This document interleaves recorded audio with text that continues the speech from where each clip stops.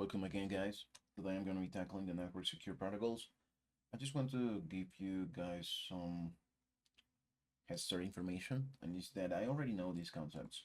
I'm just going through this because of the tickets. It's kind of fun, and I also am trying to run against the time right now. I recently subscribed to TryHackMe again, so I have about 11 hours to complete about half of the modules that I'm still missing. So I'm around at 50% completion of this learning path, which is the Cybersecurity 101. So yeah, just to give you that heads up, I will be running through. So I will be just reading, but also not stopping too much. So I will try to do my best to move as fast as possible. So if it says 60 minutes, we'll try to get this done in 30, let's say. Okay. So with that being said, let's get right down to it. In a networking core protocols room, okay, networking secure protocols, right? We learn how TLS, SSH, and VPN can secure your network traffic. Sure. In a networking protocols room, we learn about the protocols used to browse the web and access email, among others. These protocols work great. However, they cannot protect the confidentiality, integrity, or authenticity of the data transferred. In simple terms, when we say that confidentiality is not protected, it means that someone watching the packets can read your password or credit card information when sent over HTTP. Similarly, they can access your private documents when sent via email. As for not protecting the integrity of the data, it means that an adversary can change the contents of the transferred data. In other words, if you authorize the payments of £100, they can easily change it to another value such as £800. Authenticity means ensuring we are talking with the correct server, not a fake one. Important online transactions are risky without ensuring confidentiality, integrity, and authenticity. Transport layer security is added to existing protocols to protect communication confidentiality, integrity, and authenticity. Consequently, HTTP, POP3, SMTP, and IMAP become HTTPS, POP3, yeah, basically just add an S at the end of them, where the appended S stands for secure. We'll examine these protocols and the benefits we reaped from TLS. Similarly, it is deemed insecure to remotely access a system using the Telnet protocol.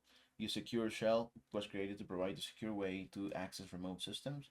Furthermore, SSH is an extensible protocol that offers added security features for other protocols. Room prerequisites. Okay, yeah, learning objectives. Upon finishing this room, you will learn about SSL, TLS, how to secure existing plaintext protocols, HTTP, SMTP, POP3, IMAP, how SSH replaces the plaintext telnets, and how VPN creates a secure network over an insecure one. Okay, I've finished reading TLS. Let's go.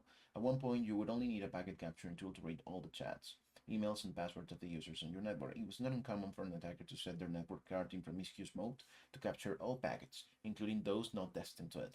They would later go through all the packet captures and obtain the login credentials of unsuspecting victims. There was nothing a user could do to prevent their login password from being sent in clear text. Nowadays, it has become uncommon to come across a service that sends login credentials in clear text. Yeah, bananas. In the early 1990s, Netscape Communications recognized the need for secure communication on the World Wide Web. They eventually developed SSL, Secure Sockets Layer, and released SSL 2.0 in 1995 as the first public version.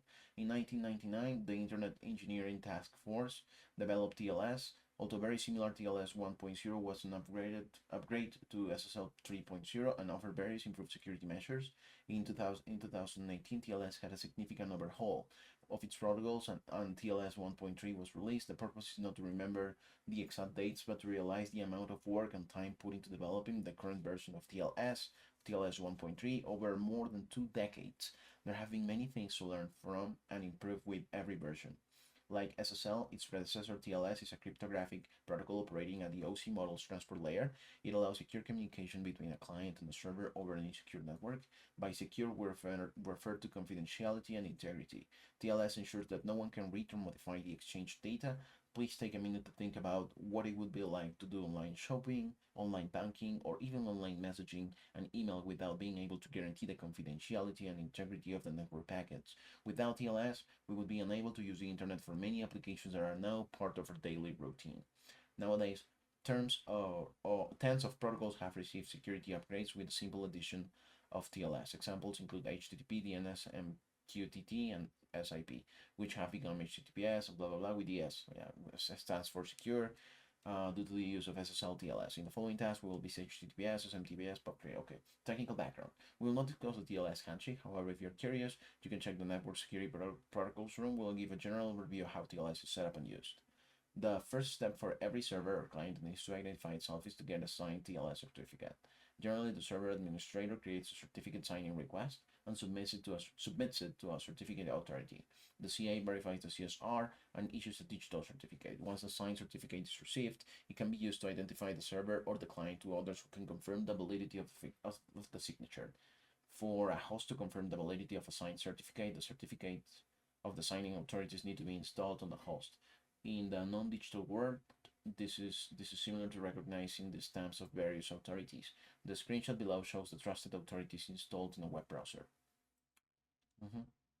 Generally speaking, getting a certificate signed request requires paying an annual fee. However, Let's Encrypt allows you to get your certificate signed for free. Finally, we should mention that some users opt to create a self-signed certificate.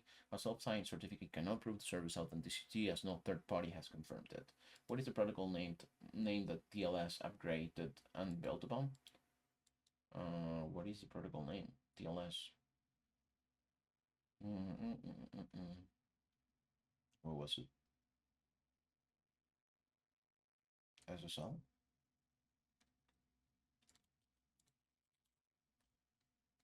Which type of certificate should not be used to confirm the authenticity of a server? Which types? Well, self-signed certificate.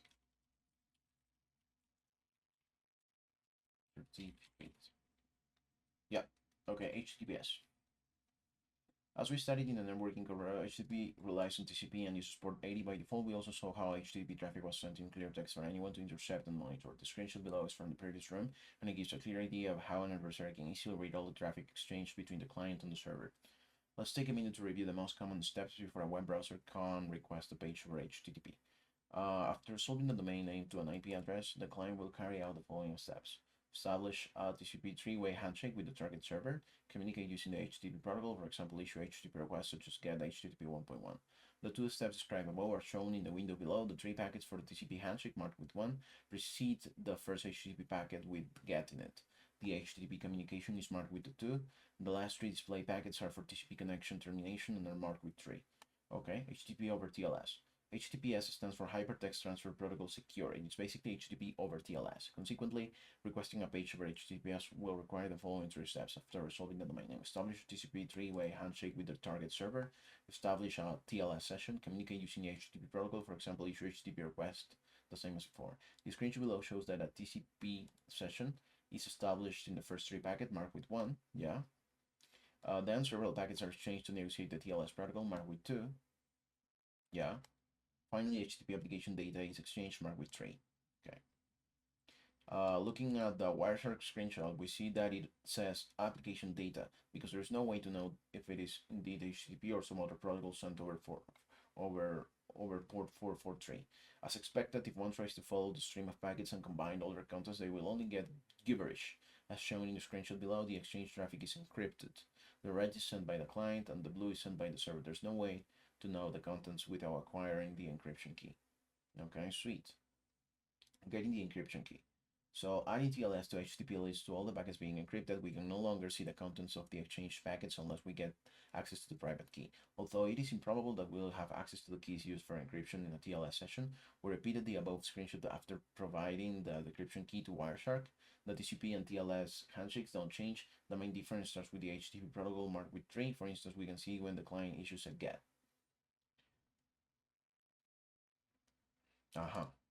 Yeah, we can. Okay, then get login, yeah. If you want to see the data exchange, now is your chance. It is still regular HTTP traffic hidden from prying eyes. The key takeaway is that TLS offered security for HTTP without requiring any changes in the lower or higher layer protocols. In other words, TCP and IP were not modified while HTTP was sent over TLS the way it would be sent over TCP. How many packets did the TLS negotiation establishment take in the Wireshark HTTPS screenshots? The screenshots above, I think it was 3. What? How many packets did the TLS negotiation and establishment take in the Wireshark HTTPS screenshot above? How many packets? A couple packets. 1 client, packet 2 server.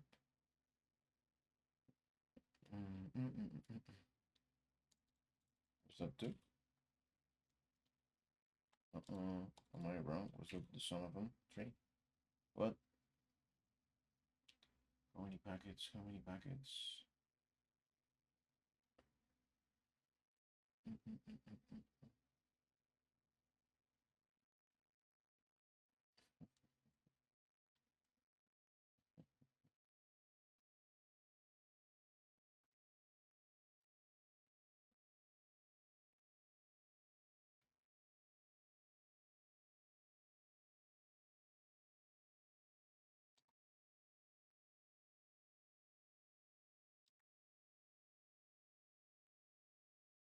You need to count the packets to establish a TCP connection and the packets to negotiate the TLS session.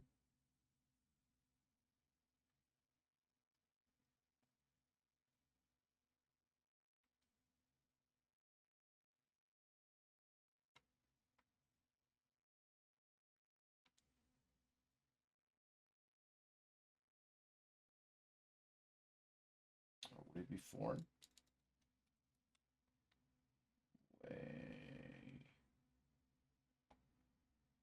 I'm not sure. Substring, how do I check how many packets? How many packets did the TLS negotiation and establish take in the Wireshark HTTPS? This is the Wireshark HTTPS screenshot. Okay.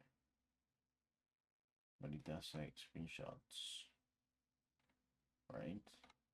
So if I have 4 here, and then here I have 37 packets. What? But it's only 1 digit. What am I even looking for here? Display, close. I don't think this is referring to the packets. So how many packets? Sequence, acknowledgement, sequence. Is that 1, 2, 3, 4, 5, 6, 7, 8? It's capture interface. Okay, turn vertical version.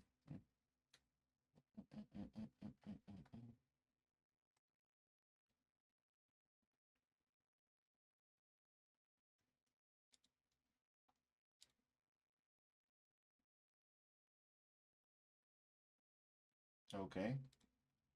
Guys, I really don't know. How many packets did the TLS negotiation and establishment take in the Wireshark HTTPS screenshots? Screenshots both. So, how many packets did it take? Yeah, TryHackMe, security, yeah. Navigate, yeah.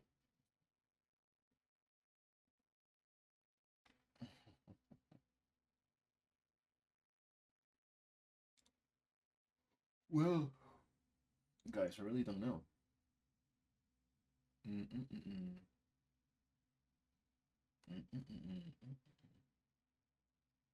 Like, what constitutes a packet?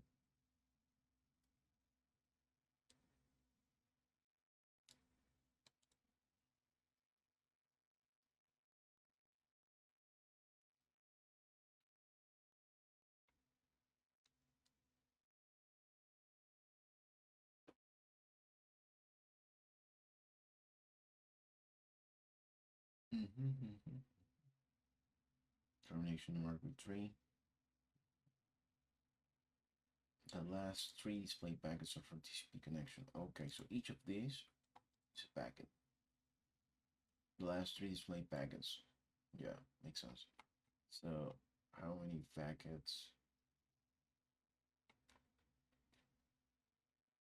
I would say 1, 2, 3, 4, 5, 6, 7, 8, 9, 10, 11, 12.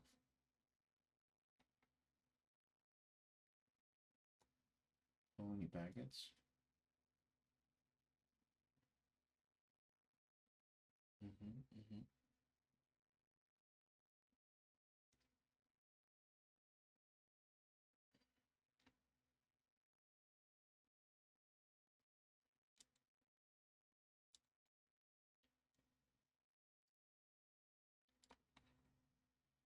Okay, 1, 2, 3, 4, 5, 6, 7, 8. 8 packets, I think. That's the correct response because it says we have to sum them up. Yes. Oh, took a while, huh? What is the number of the packet that contains the get logging when accessing the website over HTTPS, what is the number of the packet that contains the get login? Number 4, I would say, maybe. No, 2 digits. When accessing the website over HTTPS, what is the number of the packet that contains the get login? Well, this one would be number 10, right?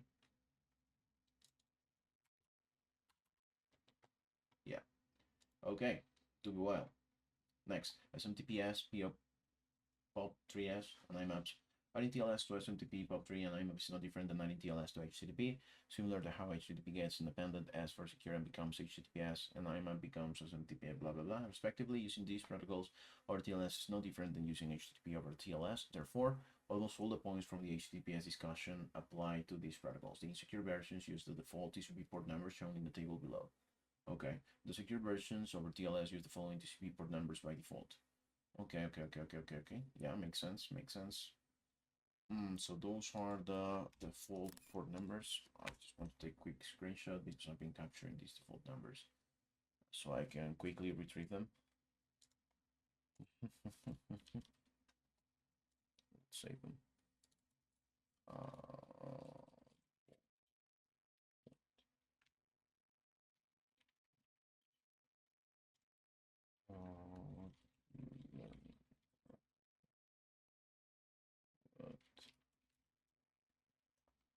Networking core protocols, yeah, here.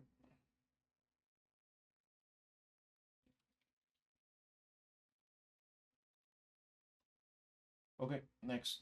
If you capture network traffic, in which of the following protocols can you extract login credentials? If I capture network traffic, in which can I extract login credentials? I would guess IMAP. Yeah. SSH. It's the mostly used protocol that I do for remotely accessing any server or computer. So we have used Telnet protocol in the networking concept room, although it is very convenient to log in and administer a remote system. It is risky when all the traffic is sent in clear text. It is easy for anyone monitoring the network traffic to get hold of your login credentials. Once you use Telnet, this problem necessitated a solution. Tatu developed the Secure Shell protocol and released SSH1 in 1995 as freeware. Interestingly, it was the same year that Netscape Communications released the SSL 2.0 protocol. A more secure version, SSH2, was defined in 1996, and in 1999, the OpenBSD developers released OpenSSH, an open source implementation of SSH. Nowadays, when you use an SSH client, it is most likely based on OpenSSH libraries and source code. OpenSSH offers several benefits. We will list a few key points. Secure authentication. Besides password-based authentication, SSH supports public key and two-factor authentication. Confidentiality. OpenSSH provides end-to-end encryption, protecting against eavesdropping.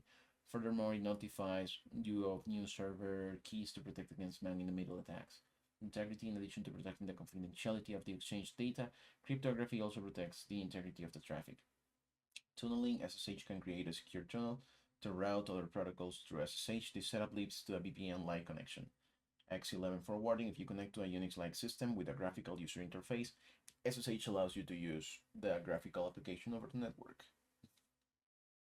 Okay, would you like to issue? This is basically X11 forwarding is what I've used when I not only want to have access to the command line, but also be able to basically run probably GUI based applications from that system. So you use this. You would issue the command SSH username and hostname to connect to an SSH server. If the username is the same as your logged in username, you only need SSH hostname. Then you will be asked for a password. However, if public key authentication is used, you will be logged in immediately. Okay, the screenshot below shows an example of running Wireshark on a remote kernel Linux. The argument -x is required to support running graphical interfaces, for example SSH, and then the IP address on -x. The local system needs to have a suitable graphical system installed. Yeah, okay, well, the Telnet server releases on port 23, the SSH server releases on port 22. That's, yeah.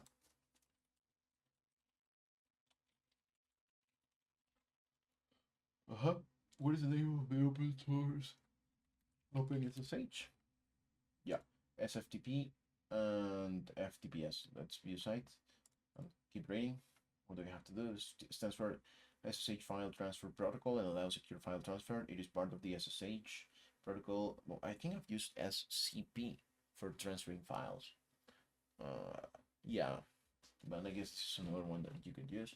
It is part of the SSH protocol suite and shares the same port number, 22. If enabled in the open SSH server configuration, you can connect using a command such as SFTP username and hostname. Once logged in, you can issue commands such as get file name and put file name to download the uploaded files, respectively. And generally speaking, SFTP commands are Unix-like and can differ from FTP commands.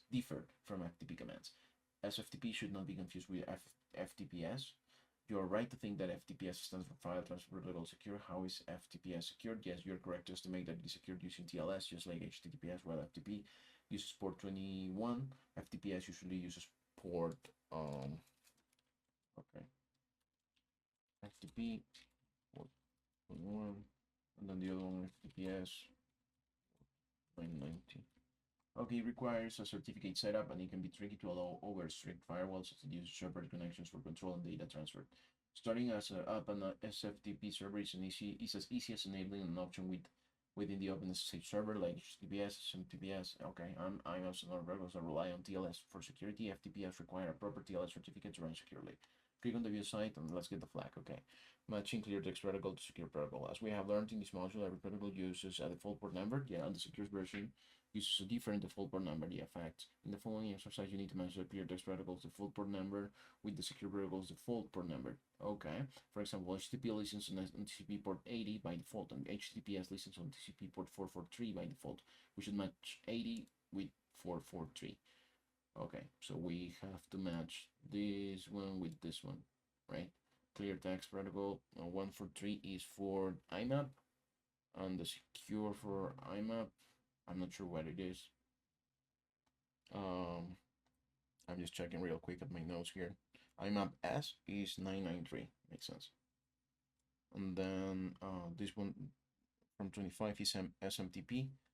SMTPS is 465 and 587. Well, yeah, 25, 465, 587, yeah, okay. And then the 21 belongs to FTP, yeah. And FTPS, what is the FTPS? It's 1990. 990, okay. 23 belongs to, I don't remember which. 23, oh, Telnet. So the secure for Telnet, what is it? TCPS.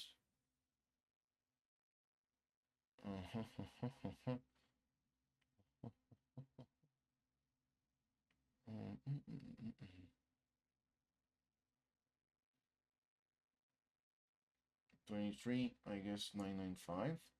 Not sure really. And then 110 is POP3, so by, okay, this one, and POP3S is 995. So this one goes here, and I assume this one goes here. Yes, we got it. Next. Okay, let's minimize this. Let's keep going. The last one, VPN. So consider a company with offices in different geographical locations. Can this company connect all these offices and sites to the main branch so that any device can access the shared resources as if physically located in the main branch? The answer is yes. Furthermore, the most economical solution will be setting up a virtual private network using the internet infrastructure. The focus here is on the V for virtual in VPN. When the internet was designed, the TCP/IP protocol suite focused on delivering packets. For example, if a router gets out of service, the routing protocols can adapt and pick a different route to send their packets. If a packet was not acknowledged, TCP has built-in mechanisms to detect the situation and resend. However, no mechanisms are in place to ensure that all data leaving or entering a computer is protected from disclosure or unalteration. A popular solution was the setup of VPN connection. The focus here is on the P for private in VPN. Almost all companies require private information exchange in the virtual network, so a VPN provides a very convenient and relatively inexpensive solution. The main requirements are internet connectivity and a VPN server and client. The network diagram below shows an example of a company with two remote branches connecting to the main branch. A VPN client in the remote branches is expected to connect to the VPN server in the main branch. In this case, the VPN client will encrypt the traffic and pass it to the main branch via the established VPN tunnel, shown in blue. The VPN traffic is limited to the blue lines. The green lines would carry the decrypted VPN traffic. Okay. Remote branch 1, VPN client. main branch VPN server. Okay. Okay.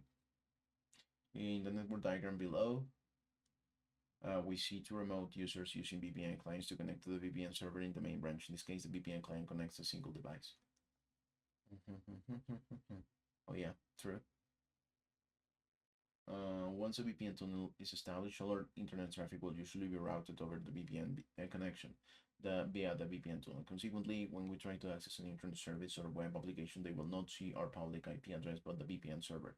This is why some internet users connect over VPN to circumvent geographical restrictions. Furthermore, the local internet service provider will only see encrypted traffic, which limits its ability to censor internet access. In other words, if a user connects to a VPN server in Japan, they will appear to the servers they access as if located in Japan. These servers will customize their experience accordingly, such as redirecting them to the Japanese version of the service. The screenshot below shows the Google search face after connecting to a VPN server in Japan. Yeah, it's happened to me. Finally, although in many scenarios, one would establish a VPN connection to route all the traffic over the VPN tunnel, some VPN connections don't do this. The VPN server may be configured to give you access to a private network, but not to route your traffic. Furthermore, some VPN servers leak your actual IP address, although they are expected to route all the traffic over the VPN. Depending on why you're using VPN connection, you might need to run a few more tests, such as the DNS leak test. Finally, some countries consider using VPNs illegal and even punishable.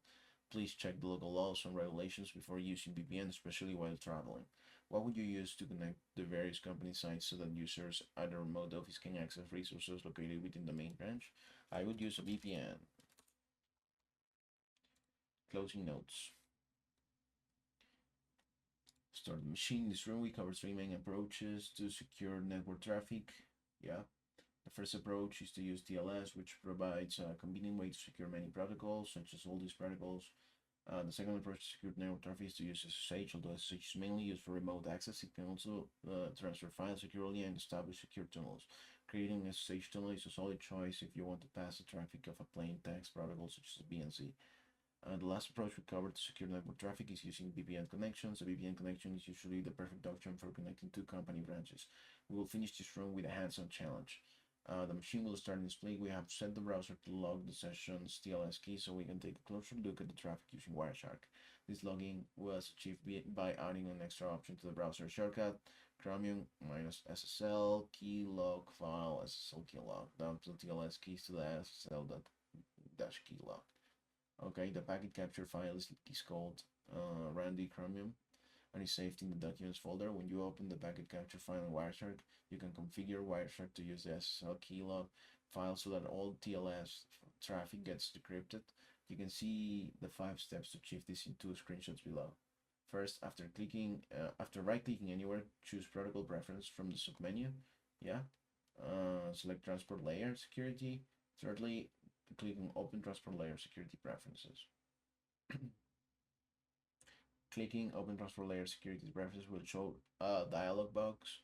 You must click the Browse button marked with 4 to locate the SSL keylog. You can find it in the Documents directory. Finally, click OK, and Wireshark will show all the TLS encrypted. One of these packets contains login credentials. One of the packets contains login. What password did the user submit?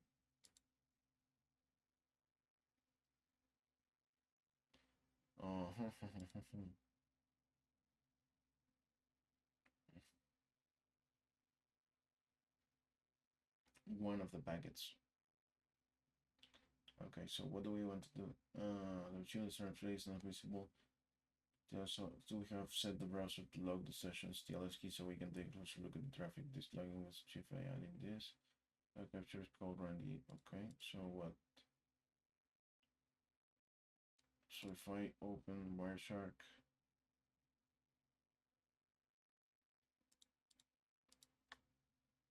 yeah. Welcome to Wireshark. Sure. Premium. Yeah, I want to open that.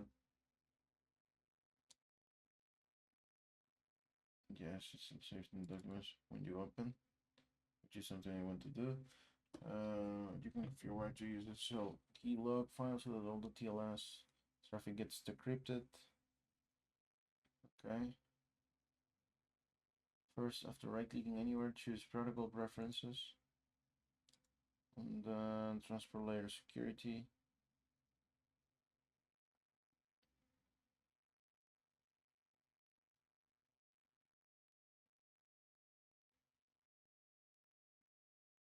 Where's that?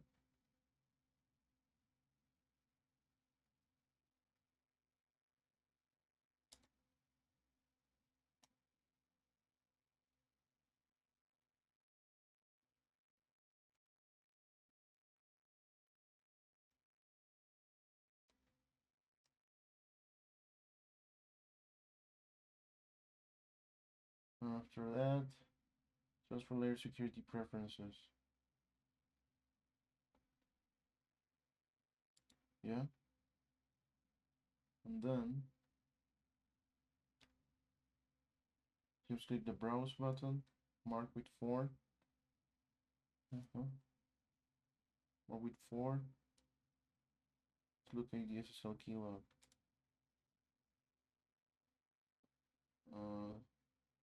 In the documents directory. Okay. This one here already exists. Do you want to replace it? Yeah, sure. Okay. Wireshark will show the application may have stopped unexpectedly. Haven sent. One of these packets contains login credentials. One of these packets contains login credentials. Okay. Which one might that be?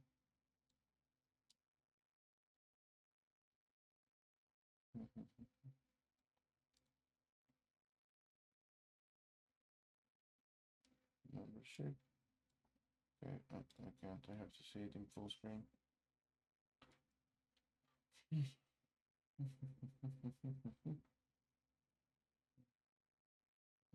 Okay.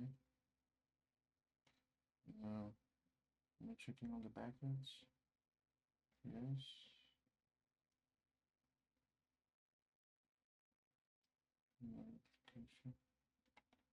Application. One package contains credentials, right? Apply display filter. Good.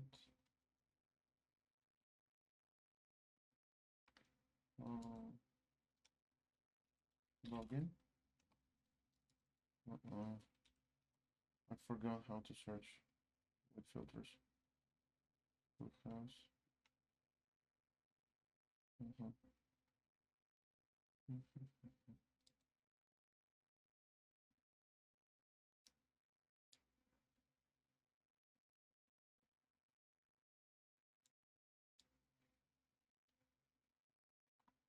Membership report, lead crew.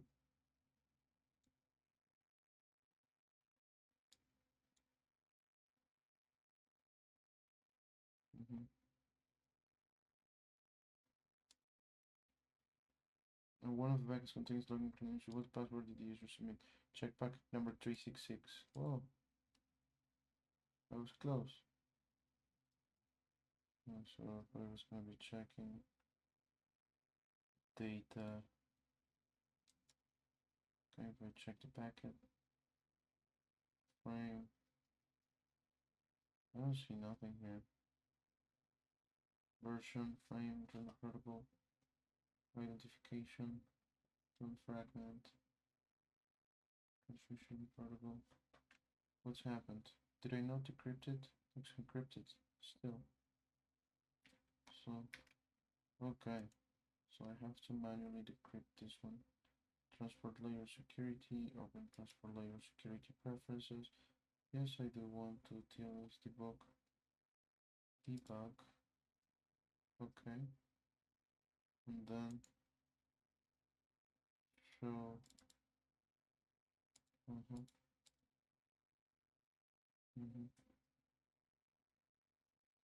Where is my flag?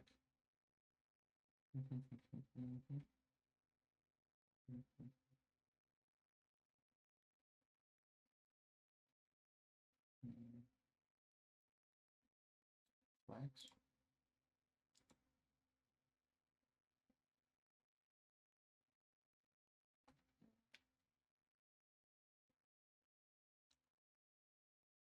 More carrying repair seem to be full. Code as guess code.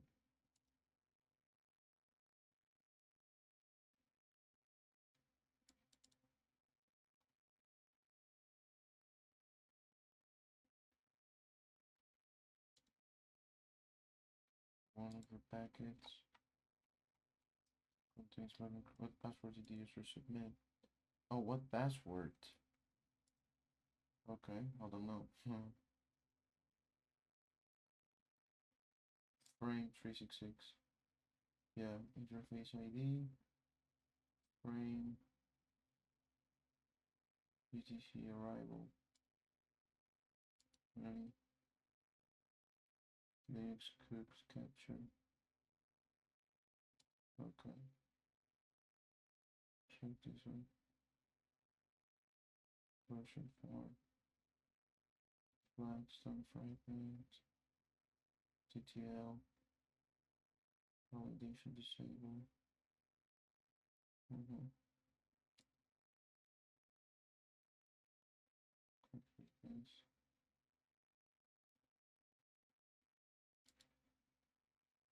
Flags.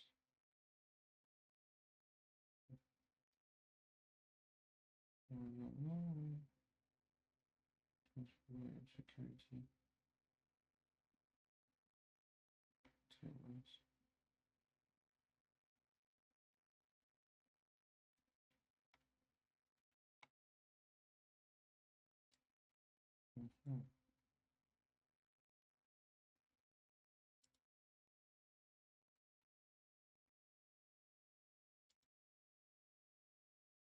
Yeah, so this is the whole frame.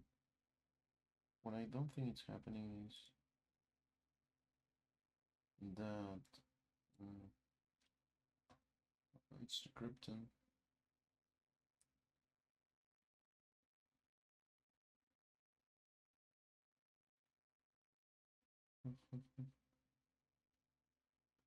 Identification.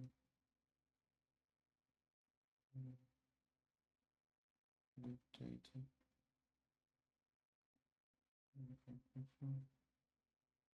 Waiver text. I don't think I'm finding it.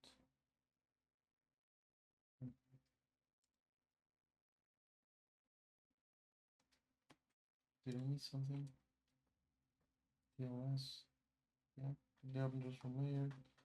Bottom right with 4 to locate. You can find it in the documents. And Russia will show all the TLS decrypted.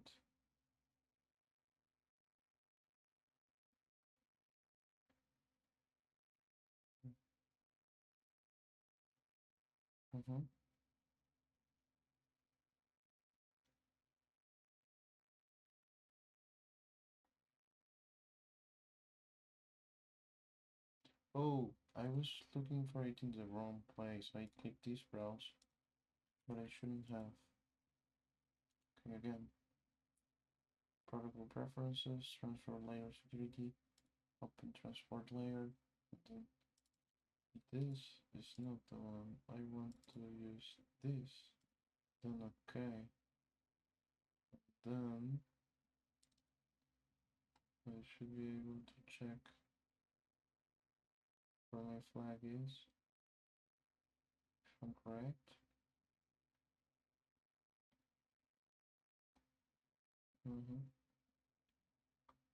Timestamps, flags, type fragment.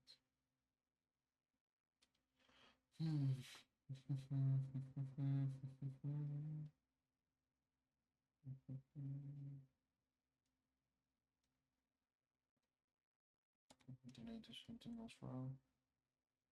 So this is the one that I have to click on. Pre-shared key, master secret log file. And number 4. You can find it in the documents you have. The framework will show all the TLS decrypted. One of these packets contains login credentials. So we know the packet that does. What password did the user submit? So I want to check what password did the user submit. Sequence number, that should be in the transport layer security. We're back.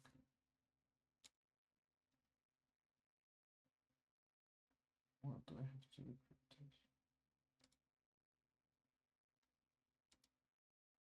Oh.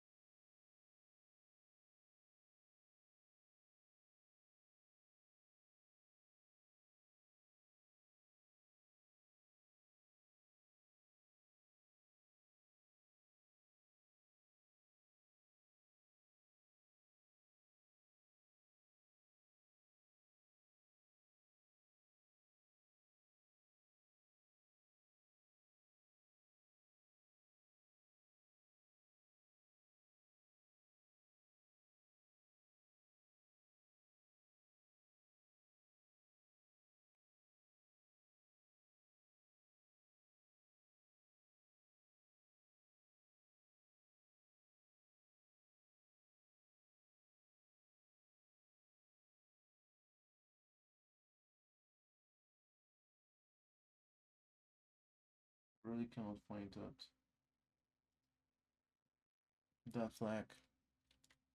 Okay. Now let's look this up real quick.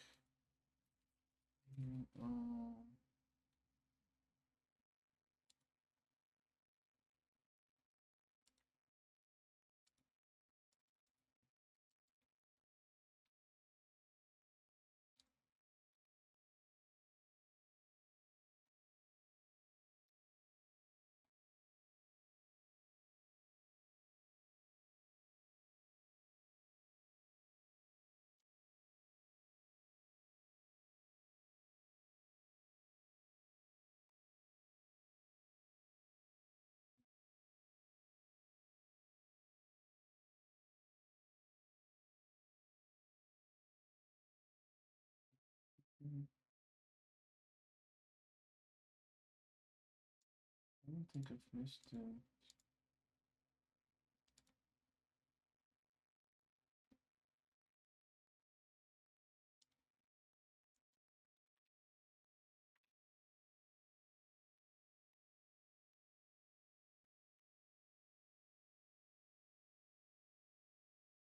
Network and Secure Protocols 101. Yeah. Step by step from TryHackMe. Check packet number 366. 19 pass. HTTP2. Oh yeah, because it's not encrypted, right? Because it still appears as TLS.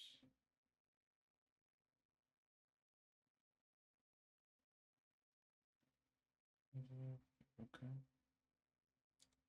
And how do I go look for that? 266. Right? Data.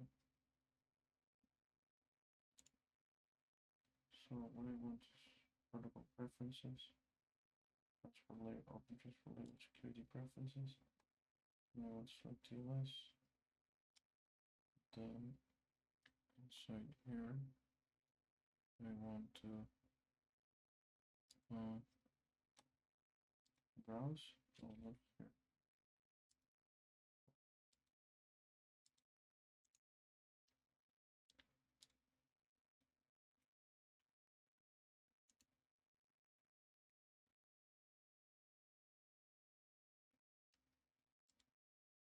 Yeah.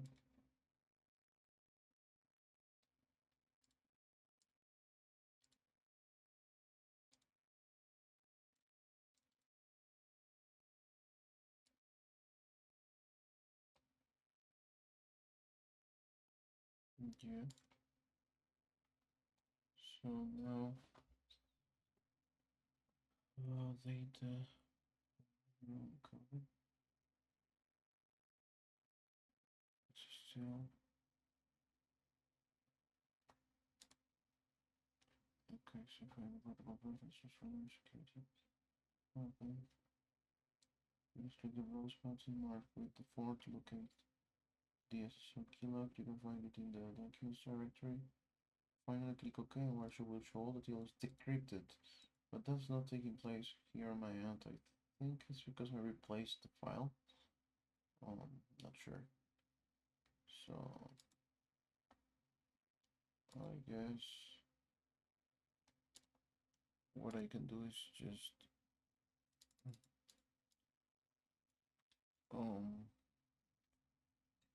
I can restart the machine, but I'm not going to do that because I should be able to see this flag. So yeah. All right, and this should be the last one. All right. Yes. Okay. So that's it, guys. This took a bit longer than I expected, but we got it done finally with a little bit of help on this last flag. It's because I think I made a mistake personally, but that's all right.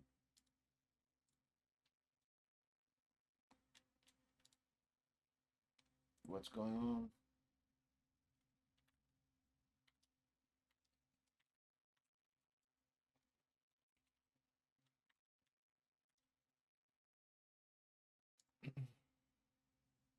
Yeah. Okay. Terminate the machine. Terminate.